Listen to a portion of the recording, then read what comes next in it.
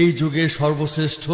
আউলিয়া ইসলামের আলোকবর্তিকা, সমগ্র জিন জাতির বাদশাহ এবং আশরাফুল মাকলুকাতের আলোর দিশারি আলহাজ হজরত মাওলানা হাবিবুল্লাহ ৯ বছর বয়সে ইরাকের রাজধানী বাগদাদে চলে যান। বাগদাদের নিজামিয়া মাদ্রাসায় কোরআনের উপর তর্জমা করে ১৩ বছর বয়সে সুপার ন্যাচারাল পাওয়ার, তান্ত্রিক বিদ্যা ও জিন পরীর উপর উচ্চ শিক্ষা অর্জনের জন্য তিনি ভারতের কামরূপ, কামাখ্যা, আজমির শরীফ, জৈনপুর, আসাম, চীনের তিব্বত, মিশর, পাকিস্তান এবং সর্বশেষ জিন পরীদের আস্তানা কোহেকাফে চলে যান। তার আধ্যাত্মিক ও তান্ত্রিক ক্ষমতার বলে বিপদগ্রস্ত মানুষের বর্তমান ভবিষ্যৎ বলে দিতে পারেন। বিশ্ব ইসলামী শরিয়া বোর্ডের সম্মানিত সভাপতি ও ৫ তকদির ইমাম পীরজাদা আলহাজ হজরত মাওলানা হাবিবুল্লাহ সাহেব বিশ্বের বিভিন্ন দেশে তার অলৌকিকত্ব দেখে সারা বিশ্ব মুসলিমগণ তাকে